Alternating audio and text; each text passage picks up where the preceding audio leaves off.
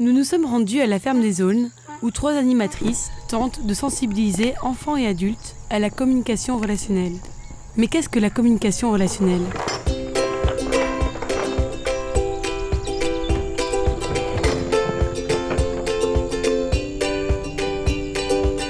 Je présente la communication relationnelle, moi je dis, en tout cas la ferme des Aulnes, c'est un lieu où on propose un espace et un temps pour porter attention à la relation. Alors la relation entre toi et moi, ça ne se voit pas.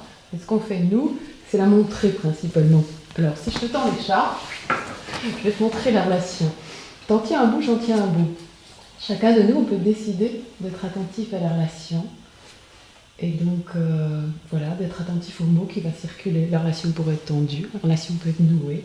Et tout ça, on va montrer aux enfants, aux adultes, pour tenter de les interpeller. Tiens, je fais pas n'importe quoi avec moi, puisque on a chacun une relation avec nous-mêmes qui est super importante, avec les autres, avec le monde qui m'entoure.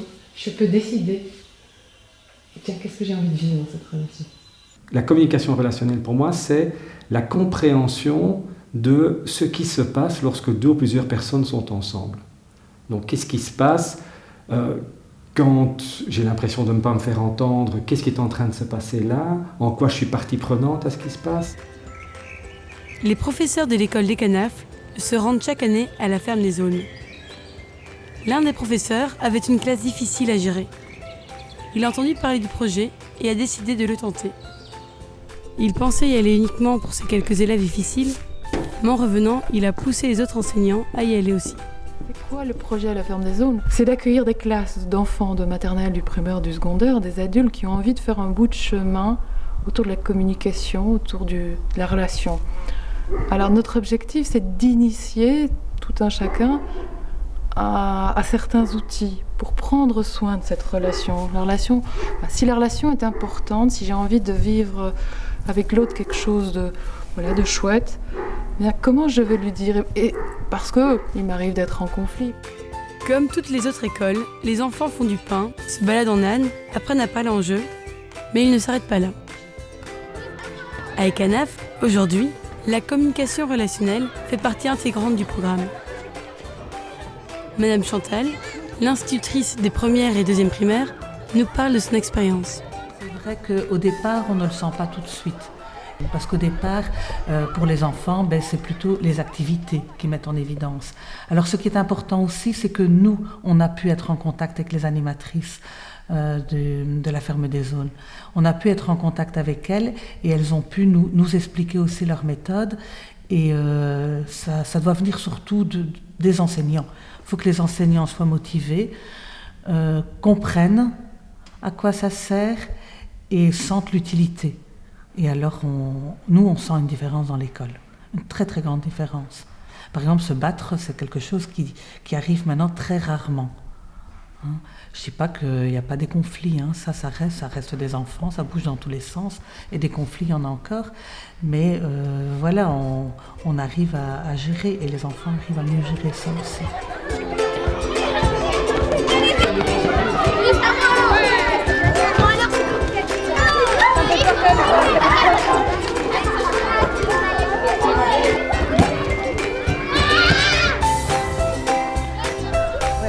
Je vous ai réunis parce qu'Hugo m'a fait part d'un petit problème qu'il a rencontré quand vous jouez au football.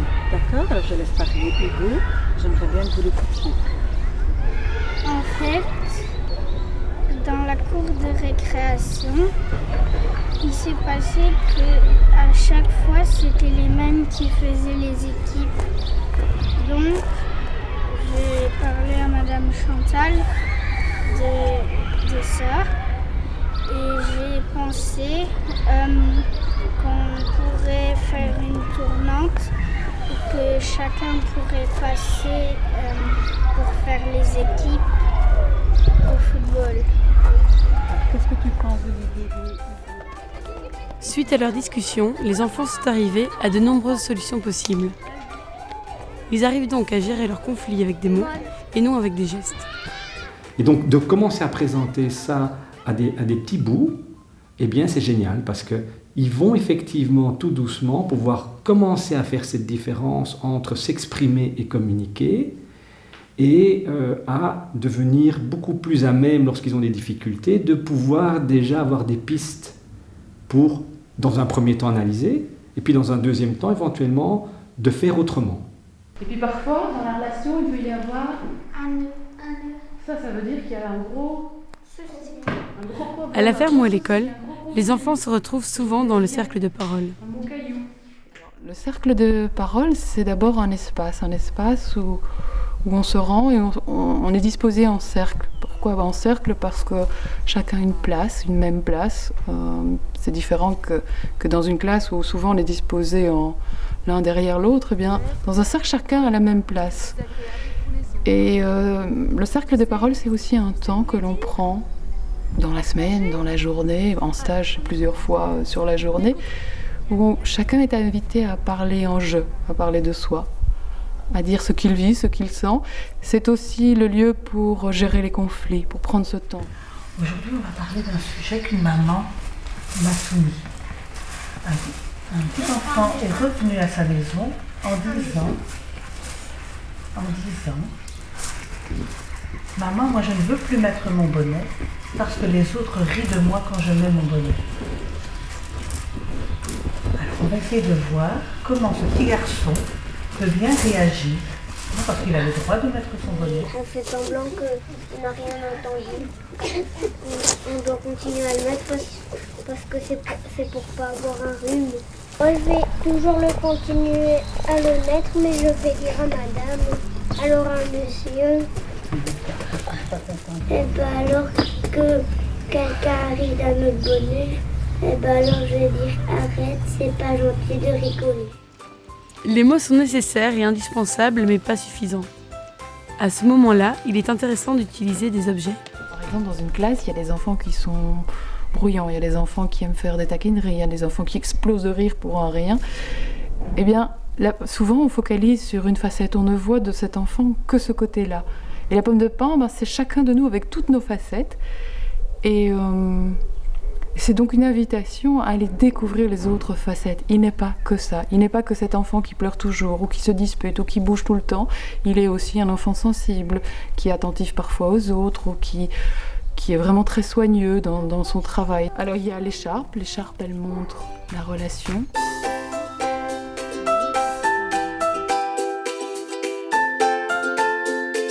Parfois, t'as pas le courage, tu dis flûte encore, les écouter encore. Tu vois, parfois t'es un petit peu pris par autre chose et tu dirais bien, on va faire ça, on va en parler après, quoi. Mais c'est pas bien, c'est pas comme ça qu'il faut fonctionner. S'il y a un conflit, il faut le résoudre tout de suite, et surtout avec les petits, parce que de toute façon, ils seront pas à l'écoute de ce que tu vas leur demander tant qu'ils n'ont pas pu dire ce qu'ils avaient à dire. Donc tu gagnes du temps, en fait. Au début, tu as l'impression d'en perdre, mais c'est pas vrai, tu en gagnes.